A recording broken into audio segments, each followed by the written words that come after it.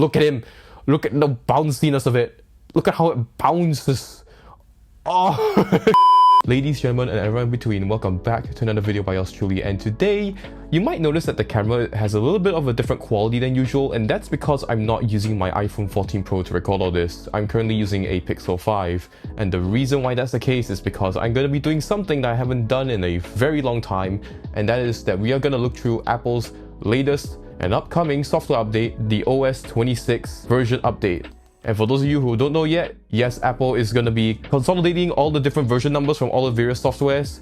So now every iOS version, macOS, watchOS, tvOS, they're all going to be going by the number 26 this time. So yes, that means that there is a massive jump from, in the iPhone's case, iOS 18 to iOS 26, and that is not the worst jump this entire lineup has. I'm pretty sure the Vision Pro has an even worse jump in numbers. I still don't like that they made this change. I mean, I get the reason why, but like, if Apple really thinks of themselves as like the biggest company on earth, wouldn't they think that they will like last even past like the end of the century? And if that's the case, you can't go by that numbering scheme anymore, because you go from like iOS 99 to iOS 0, so that doesn't make any sense. But either way, today we're gonna be looking through the latest iOS and iPadOS and watchOS update, and we're gonna see if liquid glass is worth all the hype. And yes, for those of you who heard me correctly, I will only be going through the upcoming update on iOS, iPadOS, and watchOS, because frankly, those are the only three devices that I currently have running the latest beta. So I don't have it running on my MacBook because of my workflow, and I don't have an Apple TV or a Vision Pro. I'm not that rich, but yeah. And just for your information, I will be going through specifically the developer beta 7 version of this update, because I'm recording this all before the public version is finally released. But considering the fact that it's already the 23rd of August and the Apple September invite should be coming any day now, what you see in this video should be pretty much close to what you guys will be getting for those of you who have an Apple device. So yeah, there shouldn't be massive changes. At this point, it's just like slight tweaking and like bug fixes, and that's pretty much it. So yeah, just keep that in mind as I go through the various versions of OS 26. Oh yeah, and just a quick plug over here. I actually reacted to WWDC 2025 live. You can find the live stream linked at the top right hand corner, and you will be able to see my live actual reaction to liquid glass for the first time. With that being said, let's finally get our first hands-on look at OS 26. And first off, we're going to be starting off with iOS. Now, as you can tell over here, I have my iPhone 14 Pro. It looks pretty cool. Frankly, I wish I didn't get the purple color because I preferred the black one when this phone came out, but whatever. And here it is, iOS 26. And first of all, look at that design, baby. Now, the first thing that really strikes you over here is the introduction of liquid glass. So what you see over here, like look closely at the new digital clock over here. Look at how it reflects the mountains. If you look really closely, you can see like the mountainous reflection in the clock, especially at the bottom of the 1 over here and the 0 and the 8 over here. It's really cool. And as you scroll, look how it adapts to your content. And the liquid glass isn't just there. You can see at the bottom over here where the shortcuts are at. You can see how there's like a little shimmer around the buttons now, specifically around the torch as well as the wallet over here. Oh god, sorry, I'm getting used to recording like this. I'm looking at the screen on a different screen. It's very weird. And then you'll see how when I swipe over to the widgets over here, it also gets that same shimmer around them. And yeah, it's pretty cool. And just to go back over here real quick, because there's some stuff that I'm gonna need to censor, oh boy. and then when I swipe and go through my notification center, you will see how when I swipe, the blur that you see over here isn't just a Gaussian blur like what you typically see in software. When you scroll, notice how there's like a slight refraction of the wallpaper in the notifications over here. And one thing to also take note about this new clock design is that it's actually pretty intelligent with the way it has been designed, such that depending on where the subject is at, it will adjust the size of the clock. In fact, if I go into the edit mode over here, okay, so watch this. As I adjust the wallpaper over here, it adapts the clock accordingly to where the subject is located in. So yeah, it dynamically adapts to what is in your lock screen. So yeah, it's pretty cool shit. And I think some of you would have already noticed from the start, the widgets now appear at the bottom of the screen instead of at the top, which I guess gives more room for like the subject to really pop out, and also allows you to have a depth effect without disabling the widgets like in past versions of iOS. So yeah, I guess that's pretty cool. And just now, I forgot to mention this, but when you scroll through the notifications, it darkens the wallpaper. This wasn't present in previous versions of the developer beta, but they added this in so that there's improved readability of the notifications, especially with the introduction of liquid glass in the notification center. Oh, and one more thing that I forgot to mention is the fact that when you are scrolling through the notification center and the clock is say shrunken like this, when I lock the screen and you have the always on display enabled, the clock will animate and stretch back out. So that's a pretty nice touch. Now, one thing I really like about what they've done to the customization on the lock screen is the fact that you can now actually spatialize photos that aren't 3D. So what does that mean? Now let's go into the edit over here, customize. Now notice how there's a brand new button in the corner over here. Now, if the device can detect that there's a substantial foreground and background, then you can tap on this and it generates a spatial scene. Now it disables the depth of the clock, but now look at how the wallpaper adapts as I tilt the device as if there's actual depth. Pretty cool. Now, one of my favorite changes that came to the lock screen with iOS 26 is the fact that now when you're plugging your device, you can actually see how long it takes to fully charge the device. Now, I don't have a cable with me available right now. All of them are being used to work out this whole setup over here. So if I were to actually plug in my device, it would actually show like an estimated charging time. Now, usually it will just show like, how many minutes to 80%. So yeah, that's pretty cool if you want to get a rough estimate of how long it will take. Android has had this for years now, but hey, it's good to see that Apple finally has this feature. Now, aside from the lock screen, we also have some changes in the control center. Now, if I swipe down from the top right hand corner over here, you see that there's also this brand new liquid glass look to it. Now, let's put this aside here and pull out my iPhone XR. So we have this over here. Also, just a quick comparison between the two lock screens over here. Yep, these are the change. This is how they look like on, well, shit. So yeah, this is how the two lock screens look on both devices. So oh yeah, and by the way, with iOS 26, Apple is dropping support for the iPhone XS, XS Max, and XR. So for those of you who are using these three devices, too bad. But yeah, now it makes it more apparent over here with the changes that they've made. The widgets are now at the bottom over here in iOS 26 versus at the top previously, and the liquid glass.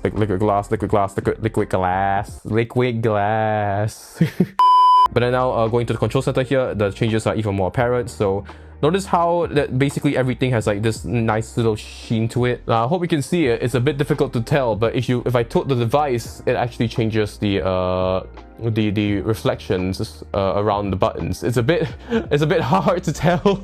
But yeah, basically they made it liquid glass as well in the control center. And if you look closer at the buttons, you can also tell how they are more rounded now. Look at how it looks like on iOS 18 versus on iOS 26. Everything is more rounded, especially the longer buttons and the brightness and volume controls. Now, if you look closer to the bottom here, you would notice that there is a brand new toggle, and that is the reminders toggle. Now, if I tap on it, basically it allows you to add a reminder. You could choose which list you want to add it to, what date and time, where you want it to set off, how you want to flag it, and stuff like that. So yeah, at least you have easier access to that now. Actually, one thing that I want to note is that if I edit the control center here, it immediately switches back to the same like darkness and opacity as the previous iOS 18 control center. Like, look at that. They both look like exactly the same now.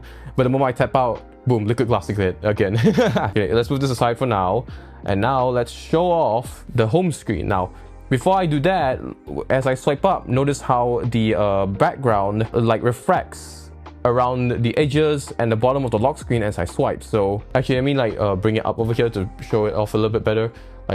Look at how as I swipe, right, everything like distorts like that, like so, which is a really nice touch to really just it's really just Apple showing off that they could pull this off in software. Okay, now let's finally swipe up to check out the brand new home screen. Now let's swipe, and here it is. Now, immediately what you will be able to tell is that they also added liquid glass here and there. Look at how the dock like adjusts its highlights based on how the phone is tilted. Like, as I tilt the phone, there's like highlights that move about. Same thing for the icons and the widgets. As I tilt, they adjust accordingly, as if there's like an actual light shining on them. Pretty cool. Same goes for the app library here. Look at how as I swipe, like all the various like groups over here like the wallpaper kind of like distorts behind it, again as if they are actual pieces of glass. You can especially notice this in the search bar at the top over here. As I swipe, look at how everything kind of distorts accordingly.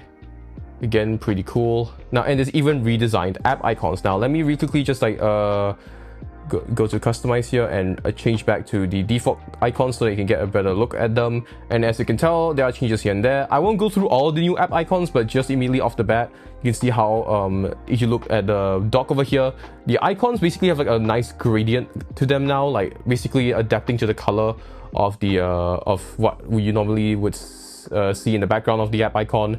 So if I pull up the my iPhone XR over here, you can see the difference more clearly over here.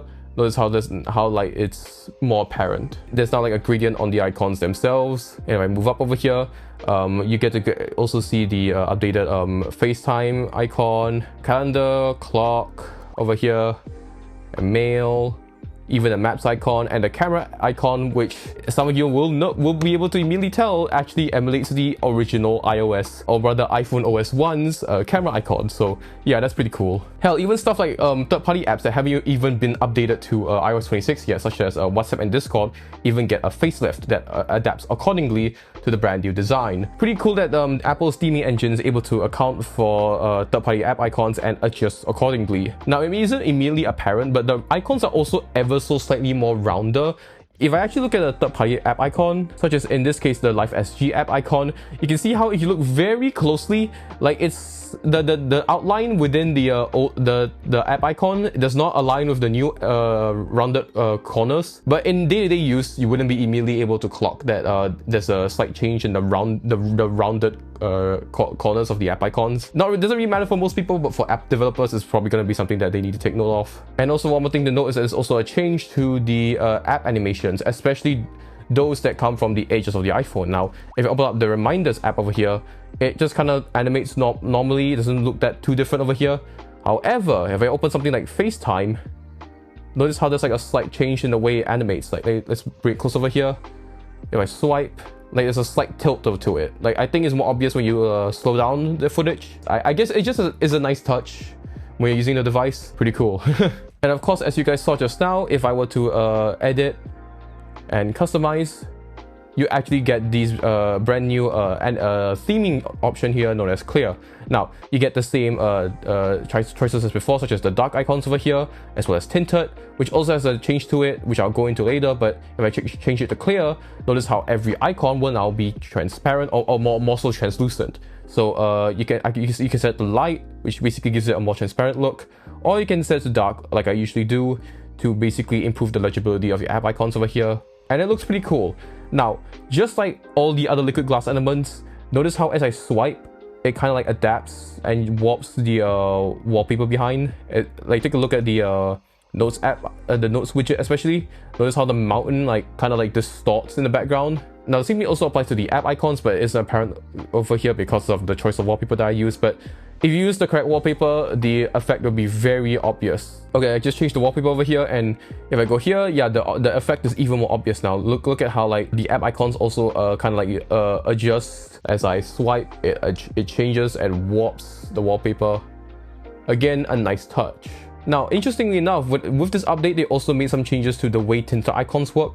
Now, if it's set to tinted, notice how the tinted icons not only color the backgrounds of the icons now, but it also gives it a liquid glass effect. Now, let me just set it to a... Okay, this color is hideous, absolutely hideous, but I'm gonna set it to this just as an example.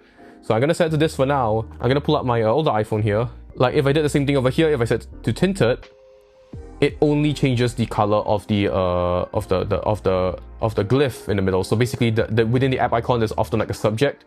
It only changes the color of the subject over here. So in the App Store icon, you see how it only colors the logo, but in this, it changes the whole thing as well as making it liquid glass. So yeah, pretty cool.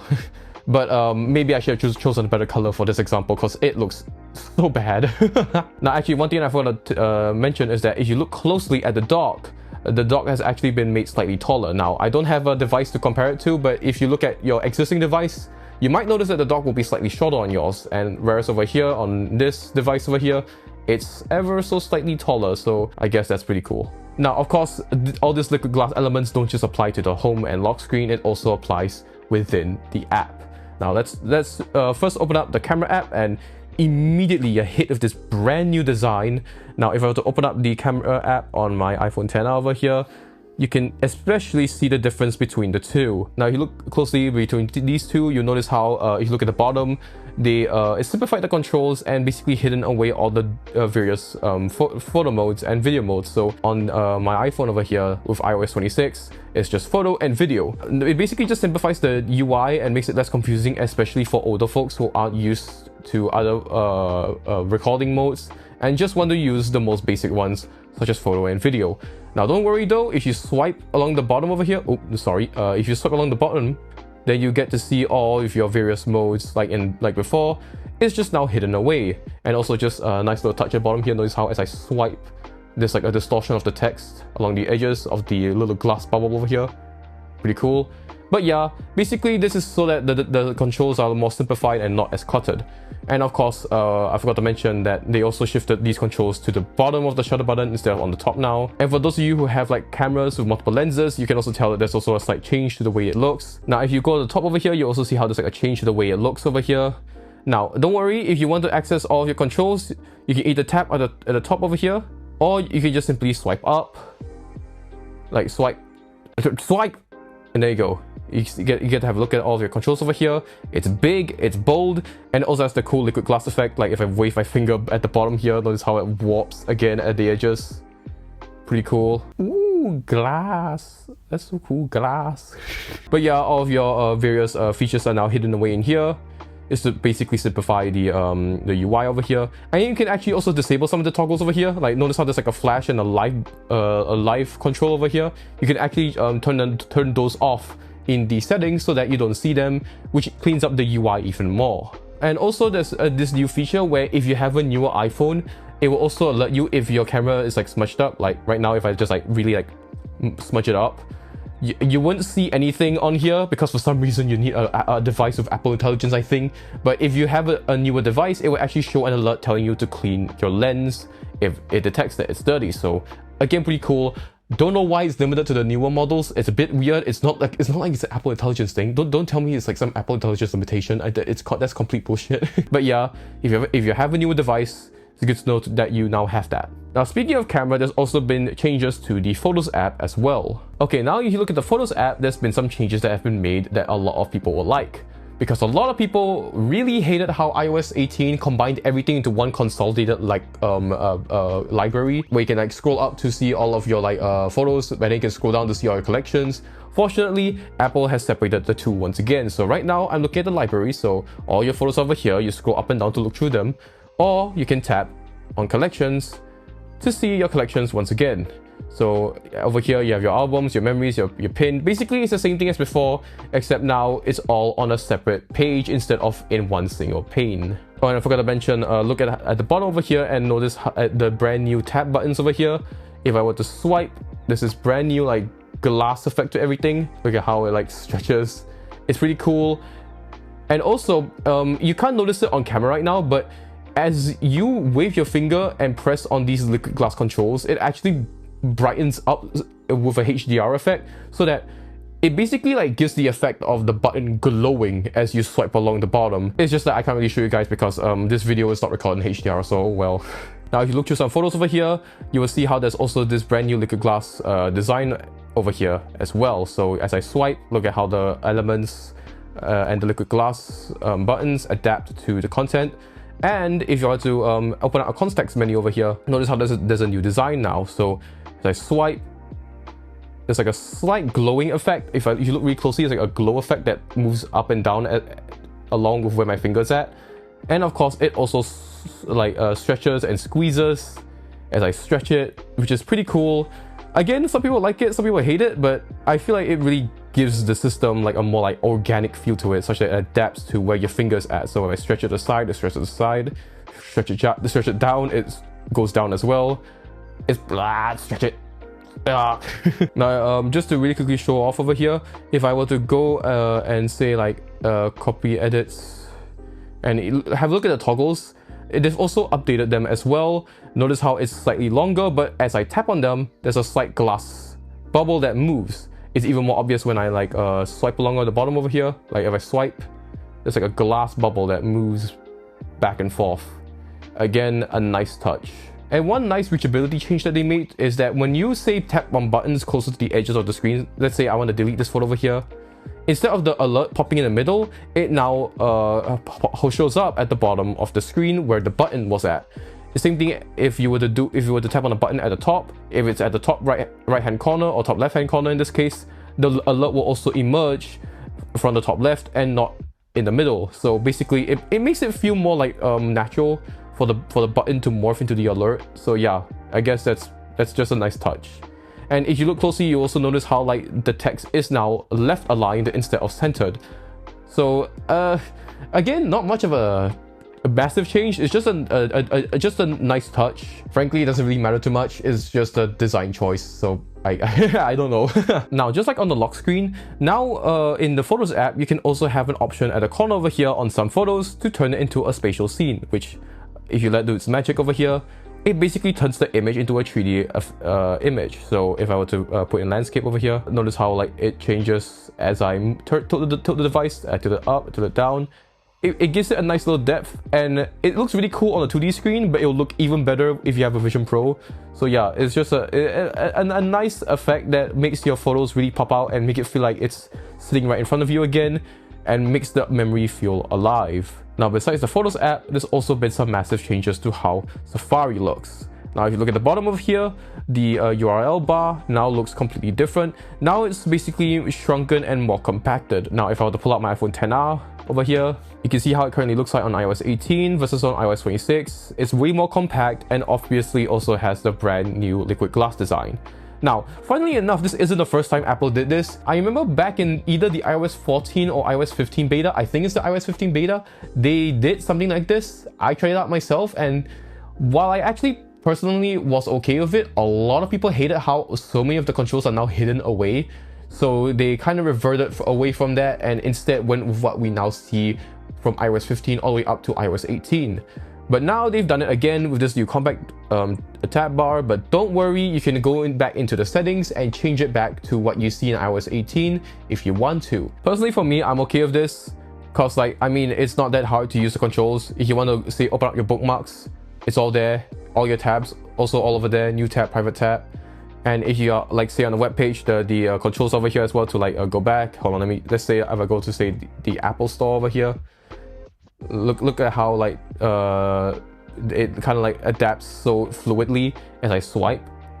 It's pretty cool. And let's say if I go to another page over here, if I want to go back, I just press here. If I want to go back, also just press this button over here. It's not that hard to use, and if you want to share, just like 3D touch on it. Oh sorry, a haptic touch on it because 3D touch is dead, and you can share over here. Again, it's not that much of a big change. You may need to get used to it for a little bit, but after you get used to it, it's pretty easy. And since we are here, there's also been some changes to the way pages react as you swipe. So let's say if I swipe back to the previous page, now there's like a little bounce effect. There's like a little bounce as I swipe. Okay, if I do it slightly, there wouldn't be that much of a bounce effect, but if I swipe really hard, it bounces back and forth. So it's just a nice touch that allows the device to react to the momentum of your finger. So yeah, again, it's just a nice design touch. Now, one neat change that they made to Safari is that now if you look at the bottom over here, there's now an audio indicator whenever audio is playing in a tab. So yeah, that's pretty cool. But besides that, let's say if I want to switch tabs. Now if I just swipe up, notice how there's like a now even more compact tab switch over here. So if I were to open up again on my iPhone XR, notice how it's way more compact now if I were to compare the two. Now, let's say you want to switch to your various tab groups. Now, in iOS 18, it's pretty obvious. It's all like over here, like you just swipe along the bottom, like so. But over here, just like on the camera app, it's just simply hidden away. So you just swipe and it all pops up as such. So yeah, pretty cool. Now, one more nice thing that they did with iOS 26's Safari is that now advanced fingerprinting protection extends to all browsing by default. So basically it stops websites from tracking you more easily, and it just improves on your privacy. And on top of that, all websites that are added to the home screen through Safari now opens up as a web app. Because in the past, sometimes if you added a website to the home screen, if you tap on it, it will just simply open up the link in Safari, whereas others that have the correct support will open it up as a separate web app. But now, with iOS 26, every single link shortcut that's added to the home screen automatically opens up as a web app, regardless of whether or not there's been support for it. So it's a discrepancy that they've decided to, you know, clear out of the way to make things more better for the user. But besides that, we also have some changes to the Notes app. Now, as you can tell, they've also shifted a whole lot of the controls from the top to the bottom. So usually in the past, the search bar is at the top. In fact, again, if I open up on my iPhone XR, notice how the search bar has been shifted down. And also one more thing is that they also, throughout the OS, basically got rid of all these like boxy little like bottom bars that usually contain like various controls. They basically turned that into something that's way more compact, way more rounded, and blocks out less of your content, which is especially apparent over here, because if you look over here, you can kind of see what's like below the search bar over here, like the notes that are behind it, whereas over here it's just completely like blurred out. So yeah, again, it's just a nice touch that makes the system feel more adaptive to your content. This is made more apparent if I say open up a note over here. So over here, look at the bottom, notice how there's been changed to the way it reacts. Oh god, Jesus, the stupid the stupid name drop thing keeps popping up because I put the phones too close to each other. But yeah, look at the bottom of these two and notice how it's more transparent in iOS 26. And the toggles, instead of like being situated in this like box at the bottom of the device, it just kind of floats at the bottom like so. Again, nice touches here and there. And speaking of the buttons, notice how as I like say go back and forth over here, look at the top right button over here, it like kind of morphs between two like so, like it morphs from being one button to two. Basically it makes the UI feel more alive in that sense. Now one more thing that I like to mention is that if I were to say tap on text over here, first of all, again, more liquid glass over here, pretty cool. Like it's super transparent, especially in this case, which is really neat. And the keyboard also has a slight change to it. Like if you look very closely, there's like a very slight shimmer, like a little white like highlight along the top of the keyboard. And when I say try and like zoom in and like try and select the text over here, look at how there's also now this like liquid glass bubble over here, again distorting the text below it and nearer to the edges. Again, a nice touch that makes the system feel more alive. Now let's move away from the Notes app and move on to the brand new Phone app. Now the Phone app has this brand new page called Calls, where it basically unifies your recents and your favorites into one single page. So your favorite contacts are at top and your recents are at the bottom. Now don't worry, you can actually tap the top right button over here and you can change it back to the classic layout. But for most people, I think this would be a nice and welcome change. Now there's also some other new features to the Phone app, and one is called call screening. Now again, Android, specifically Google Pixel, has had this for a while now, but basically if you receive an unknown call, instead of either having to pick up or just straight up putting it down, you can now allow the device to actually check the call for you. So if you get an unknown call from an unknown number, the device itself will ask an automated message to the other end of the call, asking who is this, who are they, what are they calling for, and then whatever the person says on the other end, the phone will alert you as a text message. Basically, it will tell you what the person is saying at the other end, and if you think it's a spam call, you can just put it down. If you want to pick it up, you can pick it up, or if you want to ask more clarifying questions, you can go ahead and do so. And then a nice feature is that they also have this brand new feature called Hold Assist, where let's say you call your bank, they put you on hold and they start playing the music. Now, instead of having to wait there the whole time, the phone will offer to allow you to close out of the call, and the call will still happen in the background. It's just that you can do whatever you want on the rest of the phone. You can like just do whatever you want, and when the phone detects that there's now an agent on the other end, it will alert you that there's someone there, and you can return back to the call without ever having to wait and listen to the stupid like holding music throughout the entire time. Now, there's also another feature which I don't think most people will use, but for those of you who are either switching phones often, you can now transfer your eSIM to Android much more easily. I don't know how the feature works because I'm not planning on transferring to Android anytime soon, much less have an eSIM. So if you are transferring eSIMs often from one phone to another, especially if it's an Android, then this feature will be pretty welcome. Now let's move away from the phone app and check out messages. Now, there's also been some changes to the way that the Messages app looks, again with all the liquid glass designs here and there, but also there's some nice handy features that they've brought to Messages, which brings it a little bit closer to the feature set of WhatsApp and Messenger or Telegram or whatever, to basically make it a better competitor outside of the States. But I'm gonna be real with you, most people are still gonna stick with WhatsApp or Telegram or whatever, because I mean, the only country that has this stupid like, oh, a blue versus green bubble thing is in the US, because everyone in the US uses Messages for some reason. So like, it doesn't really matter for most of us, but I mean, it's cool that it's there. Starting off, you can now actually host polls in group chats, but over here I don't have a group chat, so I'll use it in this DM over here. And as you can tell, you can actually now set up a poll. So let's say ass or tits. And then after that, you can send the poll, and then the users at the other end can vote in that poll. So again, pretty cool. Now, while typing indicators have always existed in DMs, now they're also available in group chats. So again, I can't show it here, but just trust me, bro. But besides that, in group chats, you can now also use Apple Cash in there. So let's say your friends went out for like dinner and y'all want to split the bill. Now you can actually use Apple Cash in group chats to pay someone else. So again, a lot of this is like just adding to like adding a lot of the features from DMs into group chats on the Messages app. So if you use the Messages app, it's a nice change. And one more thing that is coming to both DMs and group chats is that you can now add wallpapers, and whatever wallpaper you set, you can also see it in the other user's end. So let's say I set it to a photo, then the other user will also see that exact photo. And one more thing that I think a lot of people find useful is that now you can actually select text within a message. So if I tap select over here, you can now select the text inside of it. So instead of having to copy and paste the whole thing, you can just copy and paste a specific section of a message. And one more neat thing is that now you can actually filter out unknown senders. So in the past, while it does flag unknown senders, it still collates them all into the same list. So if I open this up in iOS 18, it's just gonna be a list of like verification codes, spam messages and whatnot, but now it's filtered away in the corner over here. As you can tell, messages, unknown senders, spam, and recently deleted are now in this menu. Now at least the main messages pane is way more cleaner and contains way less clutter.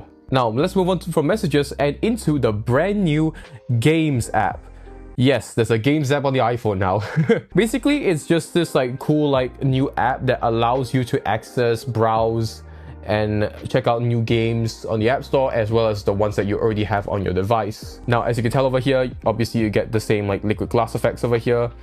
You can see how as I swipe, there's like the bubble and all that. Oh yeah, and one more thing that I forgot to mention just now.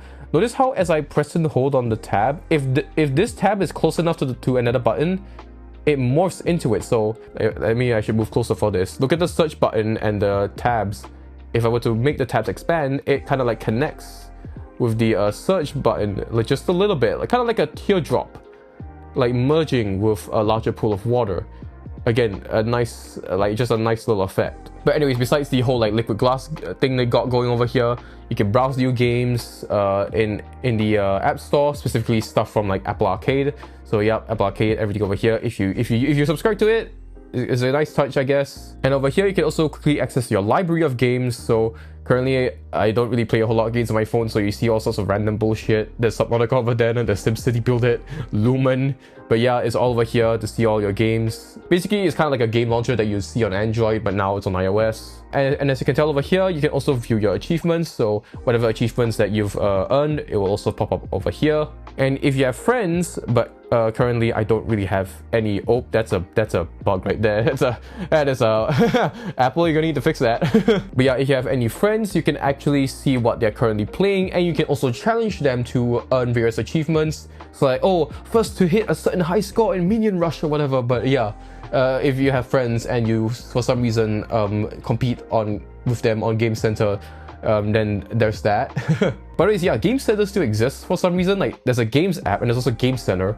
I don't know why there's why two of them still exist, but it's there. Now there's also been some changes made to the wallet app. Now I'm not going to open it up here because there's obviously my cards are in there, but if you open up the wallet app, there's also liquid glass like the rest of the system, but there's also now digital ID for US passport holders. So if you have a US passport, now you can have access to your digital ID on there. Now it's not really specifically used for like official stuff as much. It's mostly just used as like a means of verification, such as like, I don't know, like verifying your age or whatnot. So if you're a US citizen, cool to have that, I suppose. I'm pretty sure every country has some sort of similar equivalent.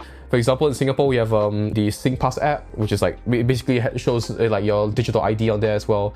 So don't know how long it's going to take for Apple to roll this out for the rest of the world, but I mean, if Singapore one day wants to implement this, then hey, we have the option. And another cool thing is that now you can view your live flight status and airport navigation for plane tickets that are inside your wallet app. So in the past, you often can't really see stuff like live flight statuses and stuff from the wallet app. You needed like a separate app to see that, but now you can access that information inside the wallet app as well. And with the whole like terminal navigation stuff, it'd be really useful, especially if you have a really large and confusing airport, so that if you ever get lost, you can always just open up the wallet app and it will take you there. Of course, that's assuming that the airport supports this feature.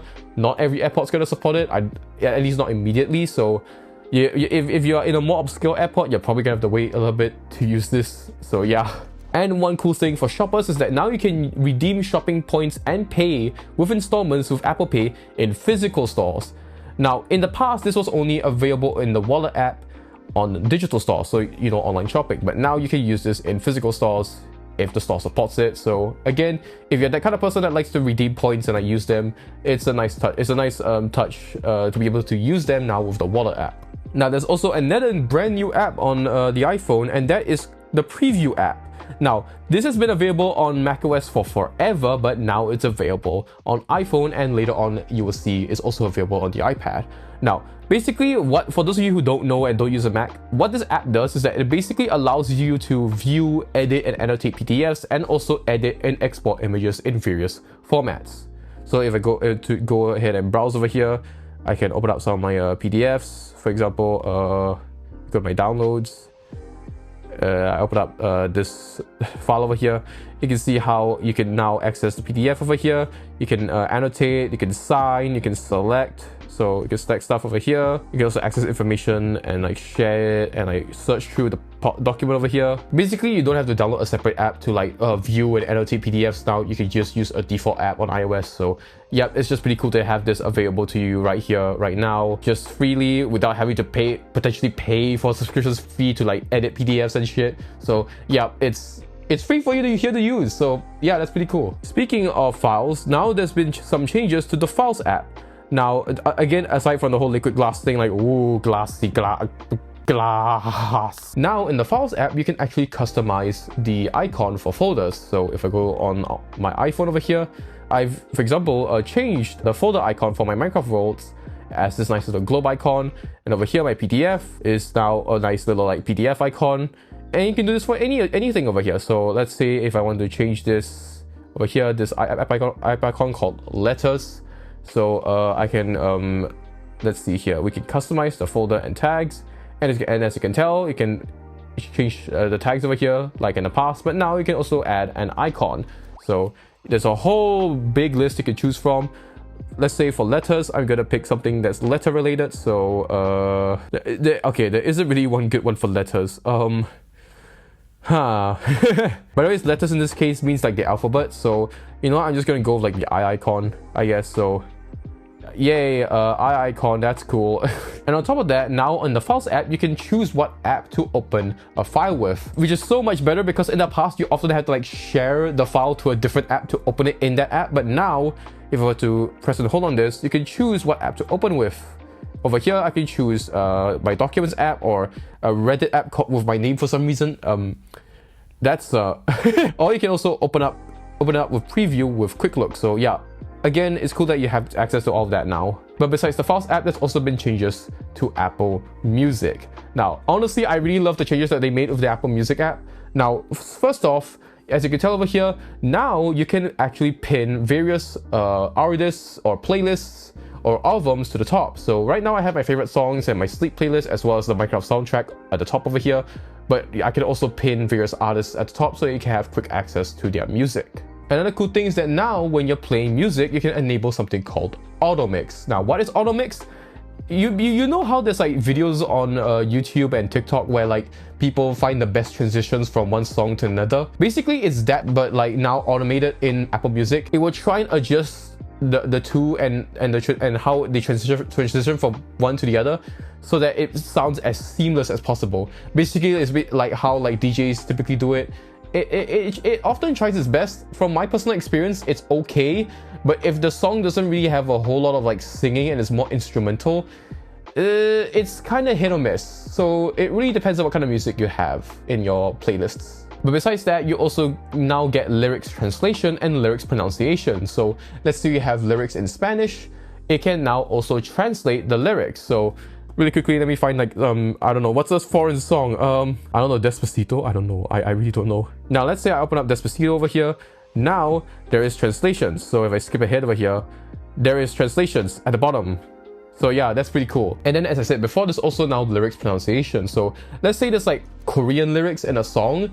Obviously, for people who don't speak English, you would have no idea how to pronounce that. But now, when you get Korean lyrics, for example, you will see like a phonetic translation of that in English. So if you are singing along with the song, like basically karaoke with your friends, at least that's now there to help you out when you're singing them. And one more interesting change that they made with Apple Music is the way the whole tab bars and the music player work at the bottom. So look at how it looks at the bottom. So if you were to compare it with what I have on my iPhone XR, I keep that I said that statement so many times now. But yeah, if you compare the two, notice how, oh my god, both screens are so smudged up.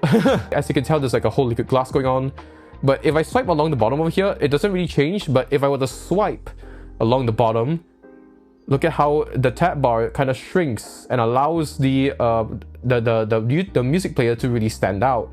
But if I were to tap on the button over here where this icon is, it pops it back open. If I swipe again, it closes it back up.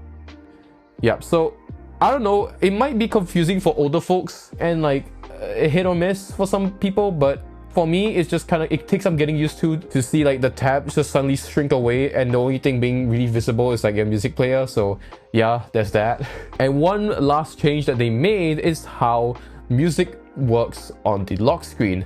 Now let's say I open up my Minecraft soundtrack here and I shuffle. So if I were to swipe down to access my lock screen, now when I tap on this, there's this brand new design where the time shrinks to the top and the date kind of enlarges a little bit, and my album art is it basically just looks a little bit better in that sense. So if I were to do the same thing on my iPhone XR, once again, look at how it's way more shrunken on the iPhone XR over here versus the more enlarged artwork on the iPhone 14 Pro here because of the shrunken date and time. So yeah, that's pretty cool. But I think one of my favorite changes that they made with Apple Music is how it works with animated album art on the lock screen. So let's say right now I open up the brand new newly released Deltarune piano collections by Toby Fox and Trevor Allen Gomes. Yes, I am that neurodivergent. And notice how there's like an animated album art over here. If I shuffle and I play it, now it looks like this. Now the album art now stretches all the way to the top and the bottom, and it basically just makes it look way more cooler and more immersive. The borders disappear and the animations really get to like show off in this brand new design. It just looks really cool, and the liquid glass really helps to allow the content to shine through all of the various UI over here, such as like the player as well as the controls at the bottom over here, the toggles, to really allow that album art to pop out even more.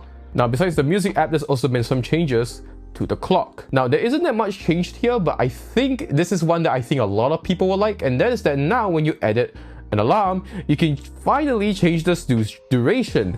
Now funny enough, it's always been this specific duration of 9 minutes for like a very technical and historical reason. I think someone explains it better in like a separate video. You can probably go check it out and search out for yourself. But because of those historical reasons, it's strangely set to 9 minutes, but now you can change it from any time between 1 minute and 15 minutes. So yeah, again, pretty cool. Let me take this another opportunity to play around with the liquid glass. Look at him.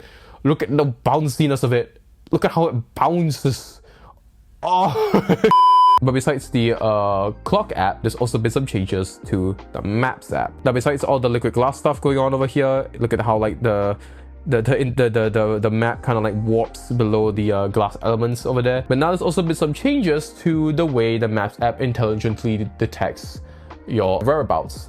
So now there's this brand new thing in Maps called Preferred Routes, where basically it detects the places that you frequent, such as say from your home to the school where you drop your kids off and then you go to your work and back.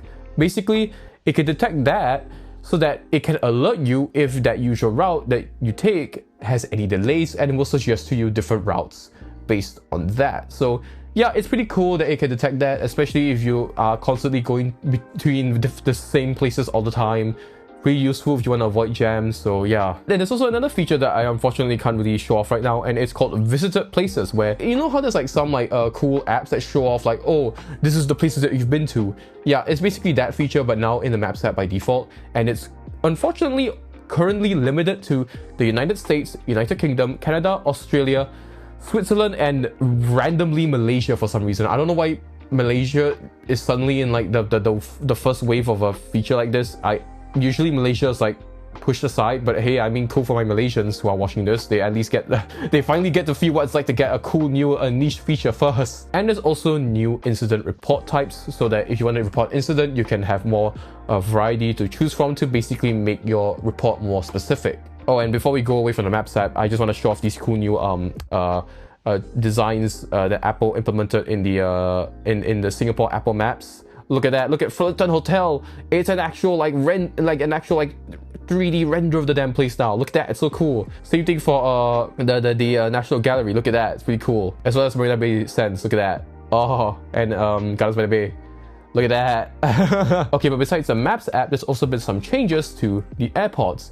Now, on the AirPods, you can now use them as a camera remote control. So let's say you have the camera app open, you can now use the AirPods and like basically press on them, and you can start or stop a recording or take a photo. So pretty cool, especially if you don't have like an Apple Watch. So I'm pretty sure a lot more people have AirPods than they do Apple Watches. So for those of you who have been missing out on this feature on the Apple Watch, you can at least finally have access to that with your AirPods, and it just makes things more useful, especially since it's just so elegant and easy already put on your AirPods. So to have this feature is really convenient. And another new feature that I think that some people will like, but I personally especially love, is the fact that the AirPods can now automatically pause media when asleep.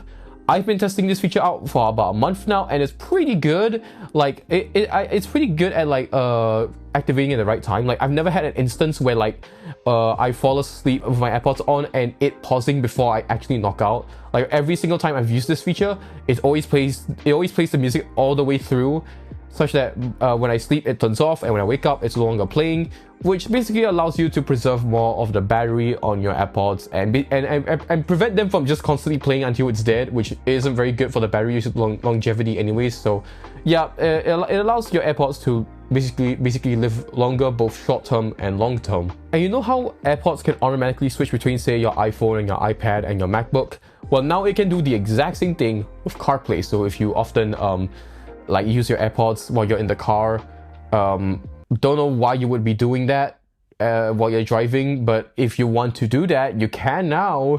And there's also improved microphone audio processing to record studio quality vocals. So basically what they're saying is that the audio quality from the AirPods will sound better now. I don't know how true that is. Actually, you know what? I'm gonna do that right now. Let's actually test it out, okay? So currently you're hearing me through my AirPods. Now, this is just me talking normally. I'm gonna try and whisper here and there, see if it works pretty well. Like, hopefully you can catch out my voice. I don't know if this is gonna be like an actual dedicated microphone, especially one on the iPhone, or if you have an older earpod. So you guys will be the judge of it, okay? Hear this and tell me if it sounds any better or worse than an actual microphone on your iPhone, or like your standard headphones or earpiece. So yep, you'll be the judge of that. Okay, but besides the AirPods, there's also been some changes to CarPlay. Now, I don't have a car. But either way, Apple announced that CarPlay will now have compact incoming call interfaces. So if a call comes in, especially if you're looking at the maps on the CarPlay display, it will instead pop up as a small little a banner at the bottom of the screen instead of a big one that takes over the whole screen. And there's also iMessage tapbacks. So if you are the kind of person that use tapbacks as a means of reacting to a message that you receive on iMessage, you can now really quickly access that on CarPlay. Besides that, they also brought the pinned conversations in messages, and they also brought widgets and live activities on there so you can have quick access to them whilst you're driving. Now let's go through one of the biggest failures in Apple's recent history, and that is Apple Intelligence. This time round, the changes made to Apple Intelligence is minor since, I mean, well, they haven't even released all of the Apple Intelligence features from the last update yet. So this time around, they've decided to, you know, back it down a little bit. Don't go too crazy with the AI features, which thank God. Can you imagine if the whole thing is just AI shit? Like, bro, that would mean that my phone won't even be able to run most of those features because it's an iPhone 14 Pro. It can't run those features. So thank God that they pulled back on that. Like, Jesus Christ, it's so obnoxious when they announced all the AI features in last year's WWDC. But anyways, yeah, in the new iOS 26 update, they'll be bringing visual intelligence in screenshots. So basically, you know how circle to search is a thing on Android devices that support Google Gemini? Yeah, basically it's that feature, but now in on iPhone. So you take a screenshot, and then you can like highlight or circle on an object within a screenshot to search for results online. And you can also ask ChatGPT about whatever on-screen information is available. But besides that, you can also now detect calendar event details within a screenshot, and it will automatically suggest to add it to your calendar. Anyways, besides that, now you can actually combine emojis or genmojis to create new ones. So if you know how there's like that trend from a while back where they take emojis and combine them together, yeah, now you can do that automatically with Apple Intelligence. But besides that, order tracking in the Wallet app now supports email updates. So in the past, if you ordered something through Apple Pay, it will be able to track the order updates. But if you ordered something outside of that, it won't show up in the Wallet app. But now, with this Apple Intelligence update, the Wallet app can actually look through your mail and track your order updates through there, so that now, even if you purchase something outside of Apple Pay, you can still check on your order tracking through the Wallet app. There's also now support for ChatGPT in Image Playground and support for the new ChatGPT 5 model just in general. And there's also now live translation in Messages, Phone, and FaceTime. So let's say you're texting someone or you're calling someone both on the phone app and the FaceTime.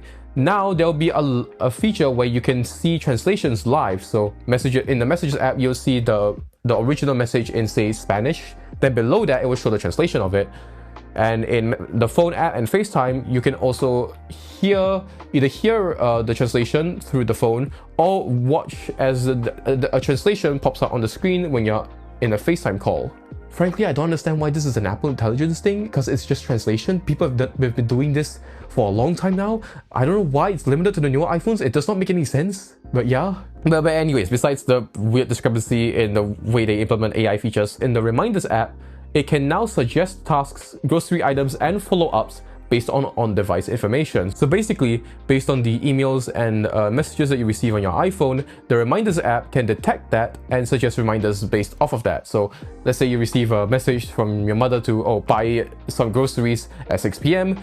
The Reminders app can suggest that and ask you if you want to add this. So yeah, that's pretty cool. But on top of that, the Reminders app can now automatically organize related reminders into sections within a list. So if there's a bunch of reminders for buying what you need to buy, it can automatically adjust those and put them into its own section, whereas reminders about your homework or whatnot can also be slotted into its own different section. So yeah, that's pretty cool. Another thing that they added with Apple Intelligence is a brand new power mode called Adaptive Power Mode. So unlike low power mode, adaptive power mode basically adjusts the device performance dynamically based on usage patterns to save power. So if it thinks that you're probably going to be using your phone very intensively for a certain period of time on this day, then it will adjust such that performance will be prioritized. But if it knows that you're probably not going to be using your phone in another period of time, say like maybe at night,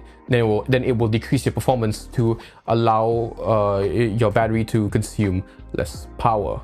Now, another interesting change with Apple Intelligence is that now you have access to on-device LLMs, private cloud compute, and ChatGPT in shortcuts.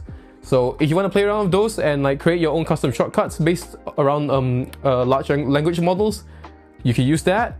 And from what I can tell, you can like say like create a shortcut that gives you like a morning brief, or like tells you about like the weather and like the news or whatever, and collate them all into like a short like summary using AI. You can now do that.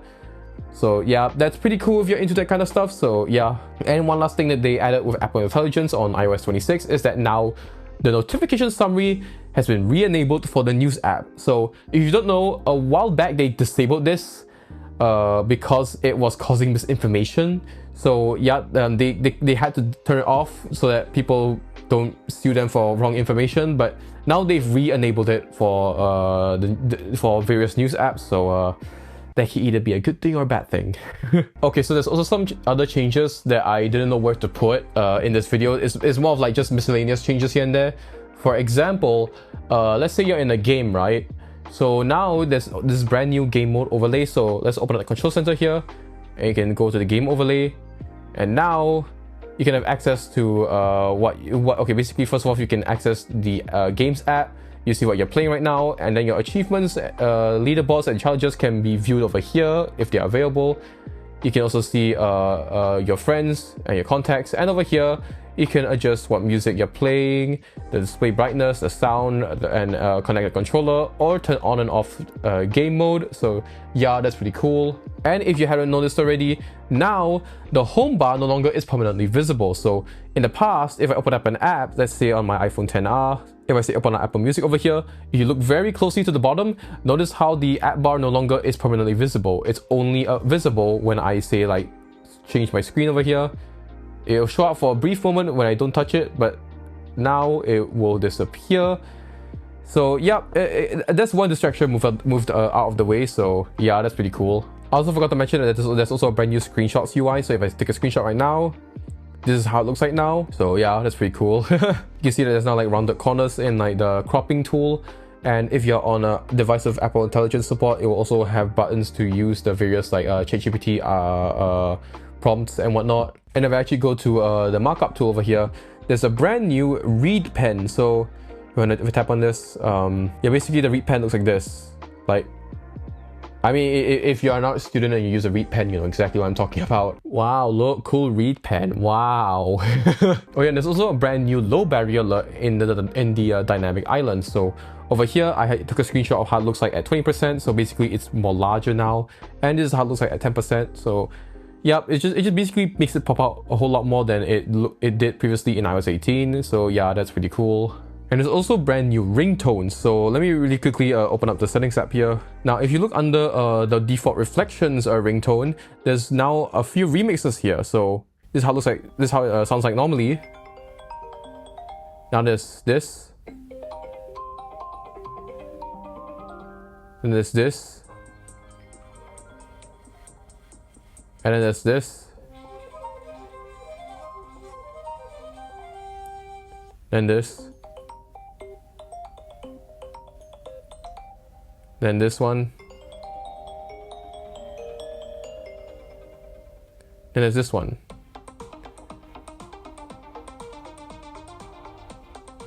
So yeah, if you already love the default ringtone, there's a few remixes that you can now have access to. But for now, I'm just gonna set it to my default, which is this. Oh yeah, and speaking of ringtones, now it is way easier to add them. So let's say you have like a audio file that you really want to set as your ringtone. First, you need to trim it down to 30 seconds, and once you have that available to you, you can now just share it. And then now if I scroll down over here, you can use it as a ringtone. But over here, I've already added this one. But if you have one that's brand new, it will allow you to add it, and now you can use it as a ringtone. Because in the past, if you wanted to have your own custom ringtone, you had to like take it, bring it into GarageBand, and you edit it, and then share it into the it's way more complicated. But now you can just do it straight away through the Files app if you have the ringtone in there. Okay, a lot of these are way more mundane changes. Now you can add multiple journals in the Journal app, and in the Podcasts app, you can now use a feature called Enhanced Dialogue that basically reduces background noise. Then FaceTime controls now are in the bottom right of the screen for better reachability. The math equations can now be used in calculator and notes to create 3D graphs. You can now capture high quality audio and video during video conference calls. And now iOS and iPadOS finally has access to an audio input selector, so you can very easily select if you want to use your iPhone or AirPods or external microphone as your audio input device. Anyways, that is it for all the changes you'll be seeing in iOS. But now let's move away from the iPhone over here and check out the changes being made to the iPad. So now here I have my iPad set up over here. This is my iPad mini over here. Now I've already been through all the liquid glass stuff in the iOS section of this video, so I'm just going to go straight to the changes that you will be getting on iPadOS. Starting off with the brand new multitasking system that people have been asking for years now. Now let's say I have my Notes app open, and right now it just looks like what you would expect it to look like on an iPad, just a full screen experience. But now there's this nice little icon over here that I can touch on in the bottom right corner, and I can drag it to like just basically adjust the window to any size I want. Because in the past in iPadOS 18, you can only set the window to various sizes that the system allowed you to. But if you look over here, I can fluidly adjust it to any size I want. There is zero limit. And if you look closely in the corner over here, yes, that's right, there is now window controls in iPadOS. The ones you see on macOS is now available on the iPad, so that is great. And just when you thought the macOS similarities wouldn't end, if I swipe down from the top over here, you now have a menu bar at the top, just like on macOS. So yeah, you can, same thing on macOS, you can access settings, your file, edit, format, view, window, and a help, and all your help stuff over here. You want to search out for a feature. So yeah, again, brings the similarities way closer to macOS. But let's go back to the window control over here. So I can actually press and hold on this, and I can move and resize it to wherever I want. Let's say I move it to the right over here. Let's bring it down all the way. And now let's say I want to open another app, so I can just simply do this. Let's check out another app. Let's say, for example, I open up my files. So let's open up a new window, and there you go. I can shrink it back down.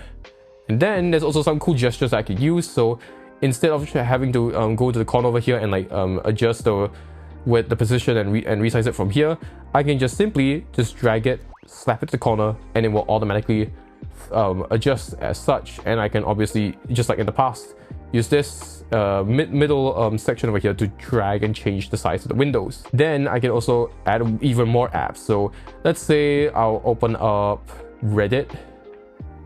Again, I can shrink it down, add the window over here, right there. I can go crazy with this. I can add YouTube. Again, shrink it down. Boom, I have another window over here. But what's cool is that you can actually make it such that you could create like a triple split automatically with iPadOS now. So you get this cool like 3-pane page over here. But besides this triple split, I can also press and hold over here and adjust it such that I can make it into quadrants. But I'm not going to do that here because this is an iPad mini. Doing that will look terrible, so I'm just going to stick with the 3-pane layout for now. So yeah. But yeah, a lot of these features, you will really get how important they are once you get to use them in person. Like, I mean, I'm explaining stuff right now, but you will only really get to feel the changes when you hold it in your hands, because honestly, I've been using this for a while now, and it's great that all these cool multitasking features are available, especially on an iPad mini. So yeah, it's really cool. Oh, and one more thing that I forgot to mention is that if I were to swipe up and hold, now I have this brand new app expose that you get on macOS. So in whatever apps that you have open and whatever windows you have overlapping each other, you can very easily view all of them at once by swiping up to see all of them like this. And one more really cool thing that I think a lot of people will love, that people have been asking for a long time, is that Stage Manager is now available on the regular iPad and the iPad mini. Now, for those of you who don't know about the whole fiasco behind the Stage Manager, when it was first announced with, I think, iPadOS 16, I think, it was initially only available on the M1, or basically Apple Silicon iPads. But many people will quick to point out that that didn't make any sense. Like, why would it be so restricted to such a small number of iPads, especially for back then, when I think the only Apple Silicon iPads that were available were the M1 iPad Pro and the M1 iPadOS. So that made it such that it was a very small number of iPads that could use Stage Manager. So people were pissed, and Apple was like, guys, the reason why we couldn't do it is because there's a problem with RAM. Like only the Apple Silicon iPads had enough RAM to run Stage Manager. But then for some reason they immediately contradicted their own words by releasing this feature on the other iPad Pros from specifically the ones from 2018 and 2020. So that's the A12X and the A12Z iPad Pros, which didn't make any sense because they just said that it was a RAM issue, but they just brought it to the even older iPads that only had, I think, what, 4 gigs of RAM, I think. So that didn't make any sense, so people were confused. And what made it even more confusing is the fact that countless people had before iPadOS 26 were able to get Stage Manager running on other iPads using like jailbreak tweaks or like system file modifications. They were able to get it running on every other iPad that supported the new iPadOS version with Stage Manager. So clearly, it's not that that the iPads didn't support it. It was just a toggle that they just turned off for every other iPad. And that was the case for a very long time, whereby only iPad Pros and some iPad Airs had access to Stage Manager. But fortunately, with iPadOS 26, they finally reversed on that stupid decision and that stupid excuse, such that now every single device can use them. As a matter of fact, if I really quickly go and enable it in settings, as you can tell, I now have Stage Manager over here. So all I have to do is swipe from the side over here, swipe, swipe, swipe, swipe. Okay, there you go. It's really small and bugged out right now, but yeah. So yeah, that's pretty cool. I can tap this and go back to settings here, or tap back here to go back to all of my various mess of windows over here. Okay, there's also some other changes to iPadOS that's more miscellaneous. For example, the mouse cursor now resembles a computer cursor, so it's like more pointy. You can now customize the width of columns. So let's say I open up the settings app over here. I can now like adjust like the size of the column over here, as you can tell, pretty cool. You can now have access to a list view in the Files app. Folders in the Files app can now be pinned to the dock. And now the phone app from iPhone is now brought to the iPad. Processor-intensive tasks such as video exports can now run in the background instead of having to have the app open all the time. The Journal app is also now available on iPadOS. And there's also this really neat thing in the Preview app, such that now there's this brand new like little icon over here. This is not an icon. No, this thing is an actual proper lens that I can drag around and like play around with. This feature is pointless, but it is so fun to play with. Like, it's just a fun feature. Like, there's no point of it being here. It's just fun. Anyways, with all that being said, let's finally move on to watchOS. Anyways, here I have my watch here. Oh my god, I got it to lean in so close. My face is like right in the tripod. Oh boy. Anyways, as you can tell over here, right now, okay, there isn't much going on the main screen here, but if I just swipe down, look at that. Look at the liquid glass. You can also see that the control center and how like the icons kind of have like that nice little like highlight around them, which is pretty cool, I suppose. And now if I go to the watchOS home screen, you can also see the new redesigned icons have also made it on watchOS. And I currently don't have one available, but now if you have like a photos watch face, the digital time will now have this nice glass effect to it, just like the one that you saw on the lock screen just now on my iPhone. Now, if I were to scroll over here, you get this nice little update to the widgets. Now, as you can tell, there's like a slight transparency effect to some of them over here, but most of the changes is more algorithmic. So first of all, not only are the widgets more customizable, but it can now provide more accurate suggestions based on your usage. And the Smart Stack hints can now also appear on the watch face when a suggested widget matches your usage pattern. So let's say you enter like a gym, right? And based on your location, it can detect that. And when it does, then there'll be like a hint that will appear on the watch face.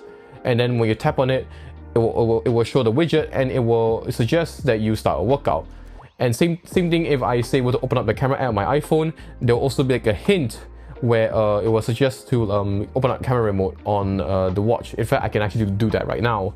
So if I were to have my watch open up over here, then I have my iPhone, and then I swipe to open the camera, watch the watch face, there you go. Now there's the suggestion over here. So if I were to bring it closer to you, there's like a nice little camera icon that opens up. If I turn it on, I tap on it.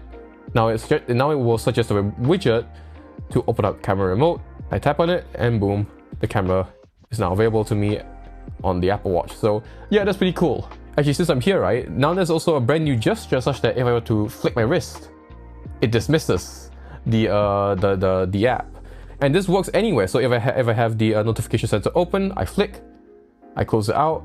I have control center over here. I flick, close it out. It basically is like a back gesture. So like I flick, I go back. If I open up an app, I flick, I go back.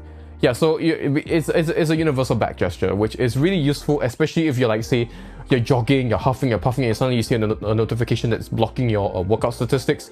You can just quickly flick it, and it will clear it out instead of you having to reach out your other arm to press on the digital crown to clear it out or something like that. You can just with one hand clear it out. So that's much more convenient. Anyways, actually, speaking of workout, there's also been some changes to the app. So if I were to, okay, for right now I have my action button linked to the workout app, so I just press, and now there's now a brand new redesign to how the workout app looks. So now if you look over here, I can have access to my various workout views.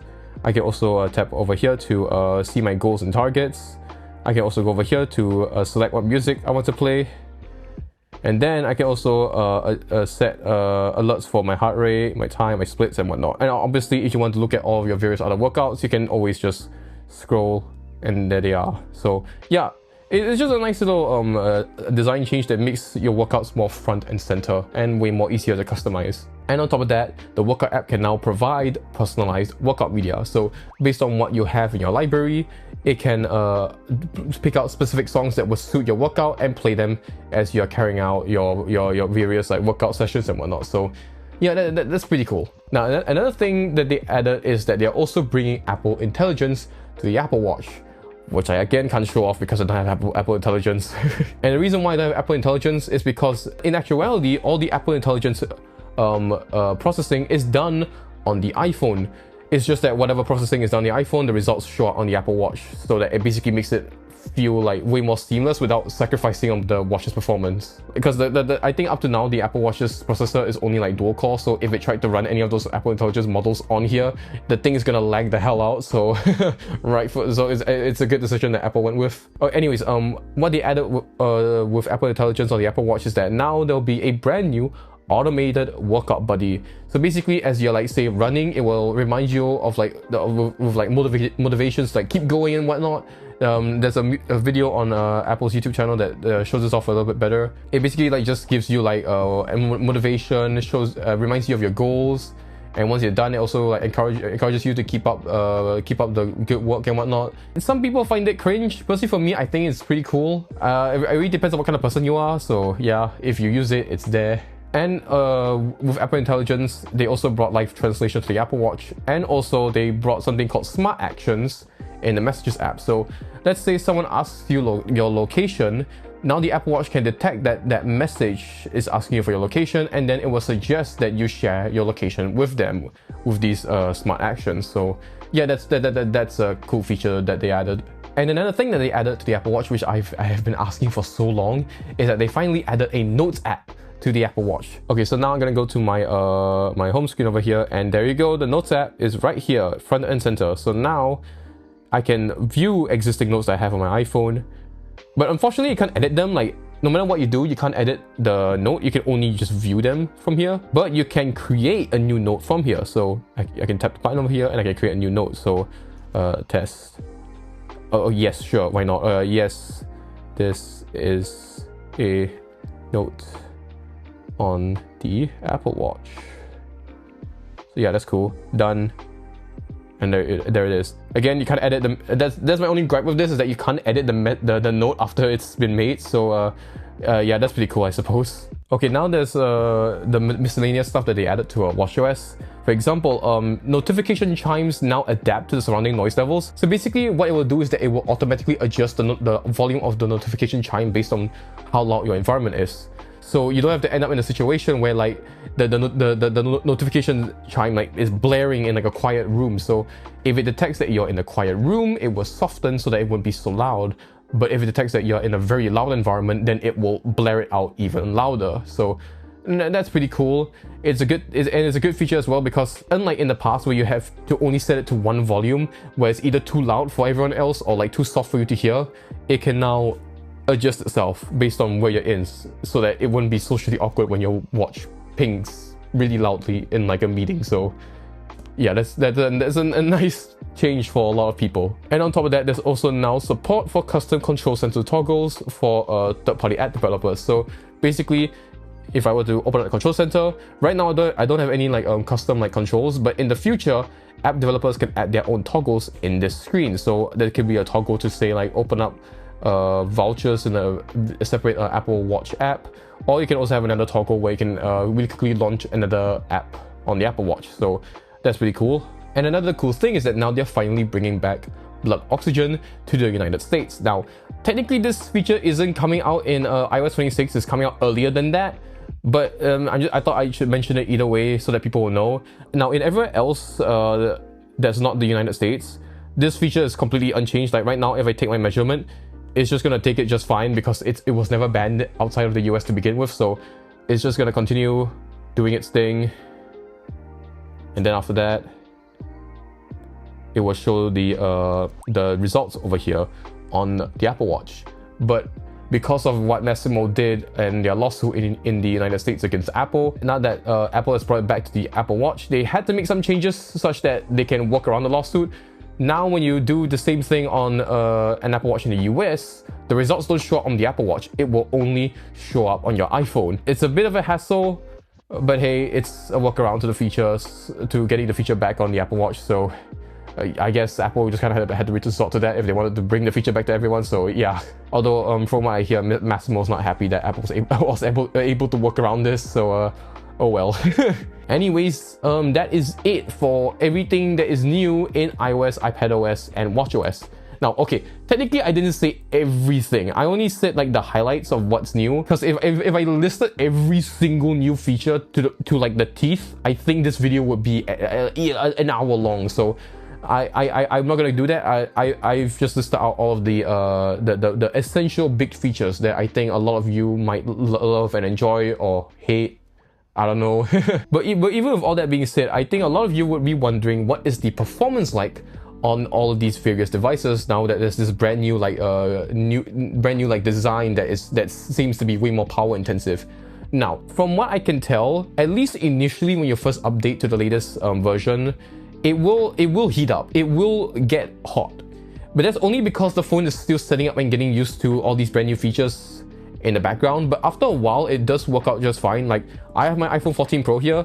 It's cold, it's fine, it's not heating up like in previous betas. Like now, like I can use these features just fine. Like, you know, it's not really lagging all that much. It's just it's pretty fluid. And my battery life on this phone is bad, but it's only because I haven't changed the battery. Like the battery health is like is at 79%. So the phone already had a bad battery life to begin with. So that one has nothing to do with iOS 26. But I'm pretty sure a lot of you will also be concerned about what's the performance like on older devices. Now, I don't have an older iPhone or Apple Watch with me currently to test this on, but I do have an iPad Pro that currently is running iPadOS 26. Now I have it unlocked over here and I swipe up.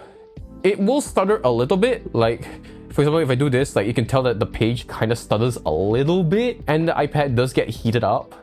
But besides that, it isn't the worst thing in the world. Like for an iPad that came out in freaking 2018, this thing is actually running pretty well. I'm kind of shocked that it's still so smooth. Like, honestly, I'm pretty impressed. I'm pretty impressed that it's still so fast. So I think it really depends on your mileage though, I think. Like if you haven't brought your device through too much pain and suffering, I think it can still run the latest liquid glass just fine. But I think if you like, I don't know, install a crap ton of apps, have so many of them installed in the back, have so many notifications enabled, and like you have all of this stuff running, I think that could potentially be a bottleneck, which might have to force you to either like upgrade or change the battery to at least somewhat like improve its performance. But yeah, what I suggest is that when you do upgrade, just be wary of these potential things. I mean, obviously, I feel like you should still upgrade because, I mean, it's just for security reasons. Like, each new update comes with a security bug fix, so make sure to still update. Just be wary that if you're on an older device, it might stutter, and it will definitely heat up and lag really badly initially, but after a while, give it like a few hours, maybe a day for it to like adapt. And after that, if your device is new, it should be fine. If your device is slightly older, it might stutter here and there, but not so bad. I don't think it should be so bad. But then again, I don't really have an older iPhone with me right now that runs iOS 26. So I would love if, for those of you who actually do have an older device that can run this latest update, do comment down below what your experience is like, because I could be completely wrong. Because again, this is my devices. Who knows? Maybe your device might fare differently. So it really depends. Really, it really can vary a whole lot. But with all of that being said, let's answer the question at the beginning of the video: is liquid glass a clear win or a design flop? Personally, for me, initially when I first saw it, I thought that it might be a bit of a flop, because when I saw the initial new beta, it was very transparent to the point that there was a massive legibility issue where you couldn't really like tell what text was in like a bubble, like a button, because the images below it would make it so hard to tell what it's trying to say.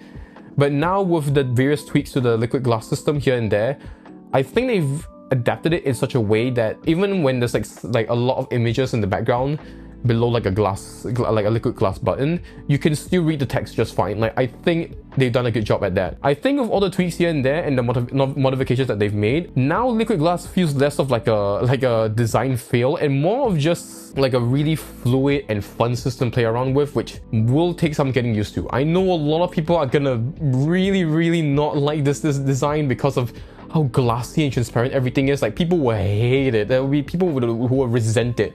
But I think in general, for most people, most of the features are just the same. Like the features are still there. Like, you saw the Apple Music app. Yeah, sure, it's all glassy and stuff now, but technically speaking, the buttons are in the same position. Once you get used to the fact that some tabs might like shrink and grow from time to time, after a while, like, you get used to it, because it's just so natural, because it's still in a comfortable position where it's like at the bottom of the phone, it's reachable. The features are still there whilst still showing off this brand new design that's super like transparent and like dynamic, that also feels like a piece of literal liquid glass that is on your device. And it really hints at what Apple is potentially working on, where rumors are saying that Apple is working on like a actual proper like glass phone, or okay, maybe not fully glass, but a device where the display like curves over the edges to really make it feel like a edge-to-edge, like bezel-less, like proper actually bezel-less device. And this new liquid glass update really shows that.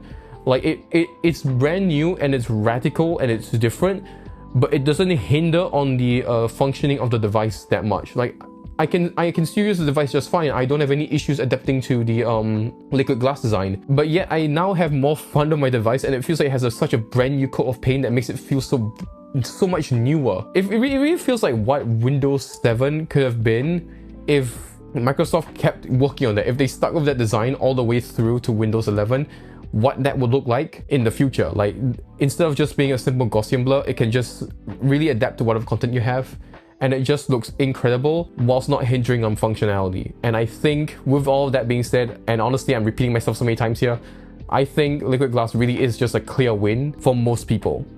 But I can already foresee that there will be some people who will never get used to it, especially older folks who have no idea how all these like new floating and merging and like expanding buttons work. Like, it's gonna be so confusing for them. But I think for the general public, there will be some people that will really hate it but get used to it over time, and there'll be people who will like be like, it's alright, and there'll be people who will love it and will like eat this up like completely. So yeah, I think personally it is a clear win. I feel like when you guys finally update to the brand new OS version 26 on your various Apple devices, I think you're gonna love it. Yeah, sure, the performance might suck initially, and even after you wait a while, if you're on an older device, it might lag. But honestly, this is a cool new design direction that I feel like it's like a natural progression of what we already have now. Like, because we used to have such 3D looking icons. Like, you should see like everything before iOS 7, everything was so 3D. But then when Apple shifted from iOS 6 to iOS 7, that's when they went in the direction of using transparency and Gaussian blur everywhere, which basically gave each and every layer of like the UI more like depth to it. And now with the latest version of iOS, they've kind of hit like a nice little soft spot in between the two, where it's still like really clean and transparent and like translucent, but it also has some of that like physical feel from older versions of iOS now brought forward. So it really is, I think, like a nice middle ground. Although personally for me, I wish there was a bit more texture from the older versions of iOS. Like if you look at older screenshots of